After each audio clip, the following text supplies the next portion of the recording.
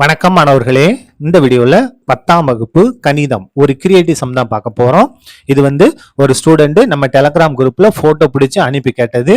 உங்களுக்கு ஏதாவது புத்தகத்தில் இல்லாத கணக்குகளுக்கு விடை வேணும் அப்படின்னா கமெண்ட் பண்ணுங்க, நம்ம உடனே வீடியோ போட்டுடலாம். என்ன கொடுத்துருக்காங்க பாருங்க. 13m3 plus 13m² minus 13m plus 26 மற்றும் 22m3 minus 55m² plus 55m minus 33 ஆகிய பல்லுறுப்புக்கோவைகள் மீ பேவா காண்க. மீ பெரு பொது வகுத்தியை நம்ம கண்டுபிடிக்கணும். இப்போ முதல் இதை நம்ம f of x எடுத்துக்கிட்டோம், ரெண்டாவது இதை நம்ம g of x எடுத்துக்கிட்டோம். என்க ரெண்டு இது இருக்கு இல்லையா, அதனால f of x g of x எடுத்துக்கிட்டோம். முதல்ல நம்ம மீ பேவா கண்டுபிடிக்கிறதுக்கு முன்னால் நீள் வகுத்தல் முறை தான் பயன்படுத்த போறோம். ஏதாவது பொதுவா எடுக்க முடியுமான்னு பார்க்கணும். பாருங்க, இதுல எல்லாமே 13 மடங்கா இருக்கு. அப்ப 13 நம்ம வெளியே எடுத்து வச்சிடலாம். பாருங்க, 13 எடுத்துட்டோம்னா இங்க m ன் அடுக்கு 3 இருக்கும். இங்க 13 எடுத்துட்டோம்னா m² மட்டும் இருக்கும். மைனஸ் 13 எடுத்துட்டோம்னா m மட்டும் இருக்கும். இங்க 26 இருக்கு. 2 13 26. இது எப்படி எழுதலாம்? 2 பெருக்கல் 13 எழுதலாம். இப்ப 13 வெளியே எடுத்துட்டோம், உள்ள என்ன இருக்கும்? 2 மட்டும் இருக்கும். சரியா? அதே மாதிரி இந்த g of x பாருங்க, எல்லாமே 11 மடங்கா இருக்கு. அப்ப 11 நம்ம வெளியே எடுத்துடலாம். பாருங்க, 11 எடுத்துட்டோம்னா இங்க 22 இருக்கு. எத்தனை 11? 2 11 22. அப்ப 2 m ன் அடுக்கு 3 மைனஸ் இங்க 55 இருக்கு. நம்ம 11 எடுத்துட்டோம். அப்ப 5 11 55 இல்லையா? அப்ப 5 m ன் அடுக்கு 2. இங்க 55 இருக்கு. அப்ப 5 11 55, 5 m. இங்க 33 இருக்கு. 3 11 33. உங்களுக்கு சந்தேகமா இருந்துச்சு, அதை உள்ள பெருக்கி பாருங்க. 11 22 கரெக்டா வந்துருச்சா? 11 55 கரெக்டா வந்துருச்சா? 11 55 கரெக்டா வந்துருச்சா? 11 33 கரெக்டா வந்துருச்சா? இந்த மாதிரி வெளியே எடுத்து வச்சிடணும். இப்ப இங்க 13 இருக்கு, இங்க 11 இருக்கு. இதுக்கு ரெண்டுக்கும் பொதுவான காரணி கிடையாது. அப்ப இந்த 13 11 நம்ம கண்டுக்கிட வேண்டிய அவசியமே இல்லை. இப்ப அந்த பிராக்கெட்டுக்குள்ள இருக்குல்ல, இதை மட்டும் தான் பார்க்க போறோம். எது பெரிய நம்பர் பாருங்க, m ன் அடுக்கு 3. இதோட கீழ் இங்க 1 இருக்கு, இங்க m ன் அடுக்கு 3 2. அப்ப இதான் என்னது? பெருசு. இதான் பெரிய பல்லுறுப்புக்கோவை, இது சிறியது. சிறியது எப்படி இருக்கும்? நமக்கு வகுத்தியா இருக்கும். therefore f of x என்பது வகுத்தி. அதை தான் நம்ம செய்ய போறோம், வகுக்க போறோம். வகுத்தி வெளியே எழுதணும். சரியா? அப்ப உள்ள எது வரும்னா இந்த இது உள்ள வரும். இப்ப பாருங்க, எழுதிடுவோமா? 2 m ன் அடுக்கு 3 மைனஸ் 5 m ன் அடுக்கு 2 பிளஸ் 5m மைனஸ் 3. இதுதான் நம்ம வகுக்க போறோம். வகுத்தி எது? இந்த பிராக்கெட்ல இருக்க மட்டும் நம்ம எடுத்துக்கிட்டா போதும். என்ன இருக்கு பாருங்க, m ன் அடுக்கு 3 பிளஸ் m ன் அடுக்கு 2 மைனஸ் m பிளஸ் 2.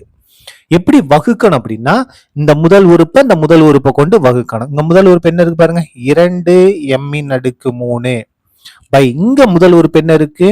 m ன் அடுக்கு 3. அப்போ இந்த m ன் அடுக்கு 3 m ன் அடுக்கு 3 கேன்சல் என்ன வந்துடும்? 2 வரும். 2 மட்டும் தான் மிச்சம் இருக்கு. அந்த 2 அங்க மேல எழுதணும். சரியா? ஈவு எழுதுவோம்ல, எங்க எழுதணும். இப்ப என்ன செய்யணும்னா, இந்த 2ஐயும் இந்த வகுத்தியம் பெருக்கி உள்ள எழுத போறோம். பெருக்குங்க, 2ஐயும் m ன் அடுக்கு 3 பெருக்குனா 2 m ன் அடுக்கு 3. 2ஐயும் பிளஸ் m² பெருக்குனா பிளஸ் 2 m ன் அடுக்கு 2. 2ஐயும் மைனஸ் m பெருக்குனா மைனஸ் 2m. அதுக்கு அடுத்து பாருங்க, 2 2 பெருக்குனா 4. என்ன 4? பிளஸ் 4. இப்ப குறிய மாத்துங்க. இது பிளஸ் இருக்கு, மைனஸ் மைனஸ் இருக்கு, பிளஸ் மைனஸ் இருக்கு. பிளஸ் இருந்துச்சு மைனஸ் போட்டோம், இங்க மைனஸ் இருந்துச்சு பிளஸ் போட்டோம், இங்க பிளஸ் இருக்கு மைனஸ் போட்டோம். இப்போ நம்ம மாத்தின குறியதான் பார்க்கணும்.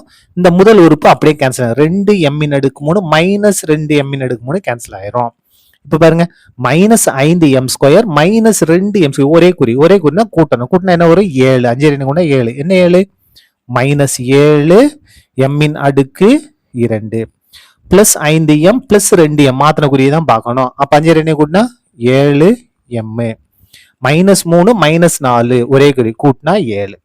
இப்போ நம்ம வகுத்தல தொடர முடியாது. ஏன்னா இங்க அடுக்கு 2 இருக்கு, இங்க அடுக்கு 3. இது சின்னதா இருக்கு, இது பெருசா இருக்கு.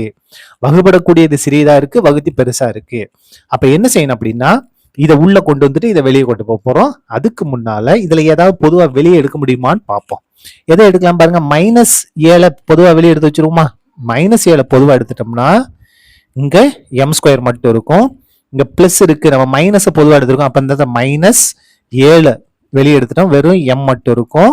இந்த இடத்துல பாருங்க மைனஸ் நம்ம பொதுவாக எடுத்துட்டோம் பிளஸ்ஸா மாறிடும் 7 வெளியே எடுத்துட்டோம் அந்த இடத்துல எதுவுமே எல்லாம் 1 உங்களுக்கு சண்டை வந்தா பெருக்கி பாருங்க மைனஸ் 7ஐயும் எம் ஸ்கொயரும் பெருக்குனா minus 7 M square minus minus பெருக்குனா பிளஸ் 7 எம் பெருக்குனா 7 எம் அதுக்கு அடுத்தது மைனஸ் எம் பிளஸ் எம் பெருக்குனா மைனஸ் 7 7 சரியா மைனஸை பொதுவாக எடுக்கிறோம் அப்படின்னா பிளஸ் இருக்கிற மைனஸ் ஆகும் மைனஸ் இருக்கிற பிளஸ் ஆகும் இப்போ இந்த மைனஸ் 7ஆல நமக்கு எந்த பாதிப்பும் வரப்போறது கிடையாது ஏன்னா இந்த இது இருக்கு இல்லையா இது 7 மடங்குல இல்ல அப்ப இந்த மைனஸ் 7 விட்டுட்டு நம்ம மிச்சத்தை மட்டும் எடுத்துக்கிட்டோம் இப்ப இது உள்ள வரப்போகுது இந்த பிராக்கெட்ல இருக்கிறத வெளியே எழுத போறோம் எழுதுவோமா பாருங்க எம்மின் அடுக்கு 2 பிளஸ் சாரி எம்மின் அடுக்கு 3 சரியா எம்மின் அடுக்கு 2 மைனஸ் எம் பிளஸ் 2 எது வகுத்தி இந்த பிராக்கெட்ல இருக்க மட்டும்தான் எடுக்க போறோம் எம்மின் அடுக்கு 2 மைனஸ் எம்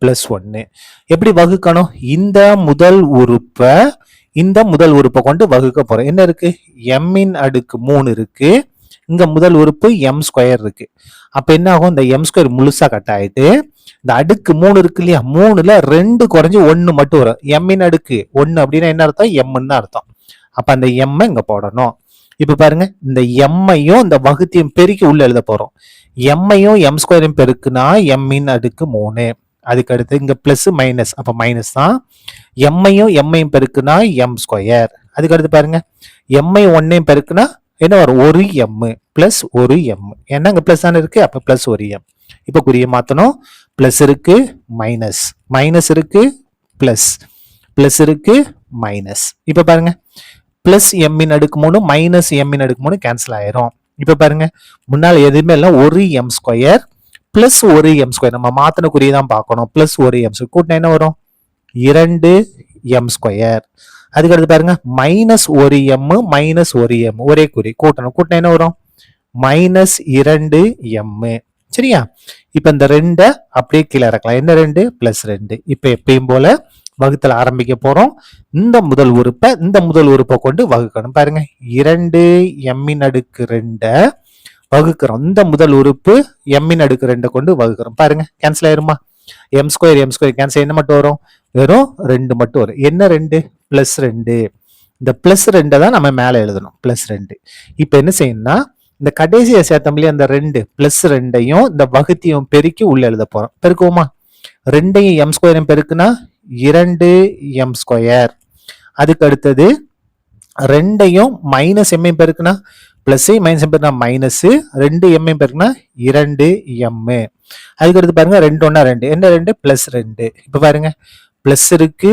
மைனஸ் இருக்கு பிளஸ் இருக்கு மைனஸ் குறிய மாத்தணும் இப்ப பாருங்க எல்லாமே கேன்சல் ஆயிரும் பாருங்க 2 M square minus 2 M square minus 2 M plus 2 M plus 2 எல்லாமே கேன்சல் ஆன்சர் 0 வந்துருச்சுன்னா நமக்கு கணக்கு முடிஞ்சிருச்சுன்னு அர்த்தம் இப்ப பாருங்க நமக்கு என்ன கண்டுபிடிக்கணும் மீ பேரு பொது வகுத்தி எது அப்படின்னா இந்த வகுத்தி இதுதான் நம்ம ஆன்சர் சில பேர் இதை எடுத்து எழுதுறீங்க தப்பாயிரும் அப்ப 5 மார்க் 4 மார்க் தான் கிடைக்கும் இது ஆன்சர் கிடையாது இந்த ஈவில் இருக்குல்ல இது கிடையாது கேள்வி நல்லா படிச்சு பாருங்க மீ பேரு பொது வகுத்தி மீதி 0 வரும்போது எது வகுத்தியோ அதுதான் நமக்கு ஆன்சர் எழுதிருவோமா therefore f of x மற்றும்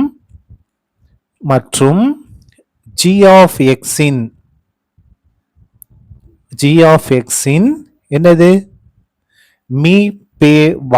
மீப்பெரு பொது வகுத்தி என்ன அப்படின்னா இந்த வகுத்தி இங்க 0 வரும்போது எது வகுத்தி அறிஞ்சோ அதான் answer M square minus M plus 1 M square minus M plus 1 இதான் நமக்கு தேவையான ஆன்சர் அவ்வளவுதான் இந்த கணக்கு முடிந்தது நன்றி